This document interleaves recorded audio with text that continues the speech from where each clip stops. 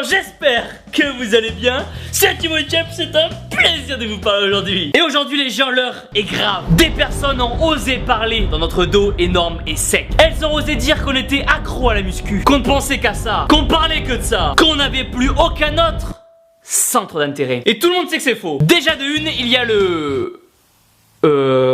Merde, comment ça s'appelle? Attendez, il y a aussi Non, ça y est pas ça. Ah si, et quand même, il y a le...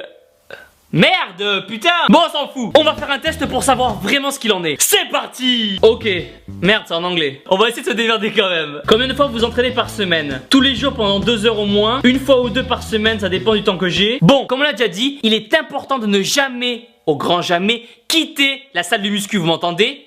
Jamais. Bon, ok. Si c'est vraiment pour assister à la naissance de votre enfant, d'accord. Mais ça sera pour l'amener directement à la salle de muscu pour le former dès la naissance. Bon, du coup, je pense que la réponse 1, c'est la plus adaptée. Mais ça veut pas dire qu'on est accro, hein.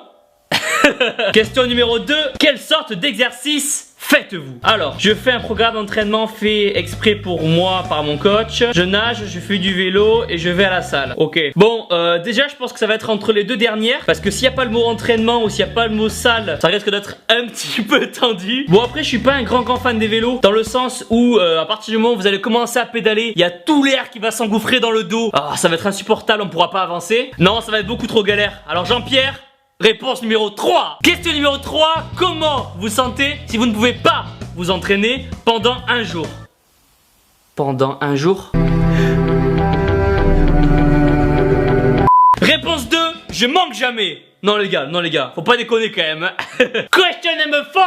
Vous êtes invité à boire par des amis alors que c'est votre soirée muscu. Que faites-vous? Si c'est une occasion spéciale, je loupe le training et j'y vais. J'accepte l'invitation avec plaisir. Il est peu probable qu'ils m'invitent parce qu'ils savent que je ne vais pas accepter. Ok, sincèrement, je pense qu'il est important de savoir faire la part des choses et de quelquefois, même si on n'a pas envie et qu'on n'aime pas, mettre la muscu de côté. Donc sans hésiter, j'accepte l'invitation avec grand plaisir. Non, je déconne, j'y vais pas.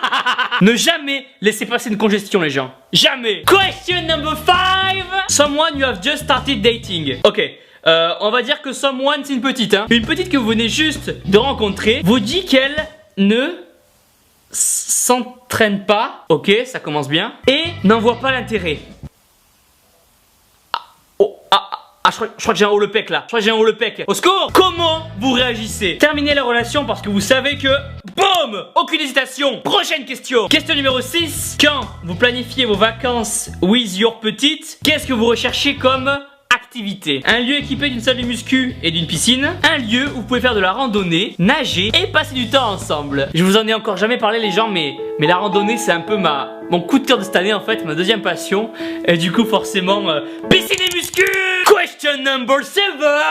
Votre meilleur ami vous demande de courir une distance importante, ce qui va interférer avec votre programme de muscu de la semaine. Qu'est-ce que vous faites?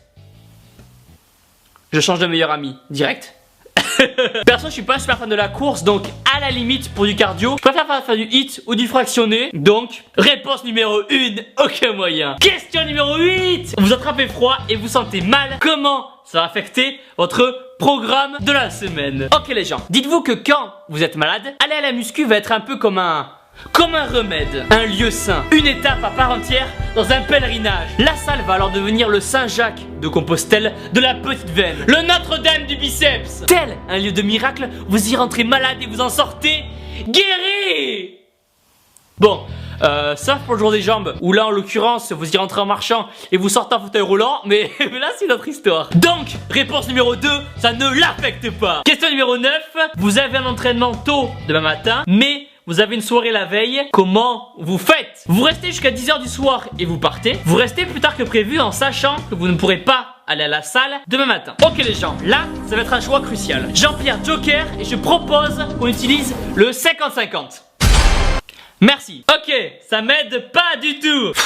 Après les gens, faut aussi savoir relativiser et se dire qu'une soirée c'est quand même aussi du plaisir, du bon temps, des moments de franche camaraderie, à éclater des glaçons sur le bar à grands coups de frog. Puis, vous ne pouvez pas vous permettre de louper les petites avec les meules énormes qui vont venir vous voir. Mais en même temps, de l'autre côté, le plaisir de la congestion ultime, le moment de la dilatation des veines, sentir la petite veine sur le biceps pousser. Après, la meilleure solution serait de faire les deux. Vous sortez en soirée et vous allez vous entraîner après. Et pas d'échapper, vous vomissez à la salle s'il le faut, mais vous y allez. Bon, il n'y a pas la proposition meule énorme et aller à la muscu le matin, alors on va dire qu'on reste jusqu'à 10h du soir, on rentre pas trop tard et on va s'entraîner après. 10e et dernière question. Votre métier vous permet d'être flexible et de vous entraîner aux heures que vous voulez. Cependant, vous vous ennuyez au boulot. Que faites-vous? Vous êtes confiant, vous pouvez caler votre entraînement qu'importe où vous travaillez et avoir un job où vous vous épanouissez et sentez bien est important. Vous commencez à chercher un nouveau boulot de suite, vous pouvez mettre la salle de côté pendant un moment. Je pense qu'à partir du moment où vous trouvez un job, vous pouvez prendre votre petit away quand vous voulez et où votre patron vous permet d'aller à la salle sans être en retard, c'est le métier parfait. Mais en même temps, la salle, vous y passez 1h30 par jour et à votre boulot la journée. Donc je dirais réponse 3, je suis confiant et je pourrais m'entraîner qu'importe où je bosse et avoir un boulot intéressant est quand même aussi important. Vous voyez qu'on n'est pas accro. Et voilà les gens, il est l'heure du résultat. Give me result. Boom.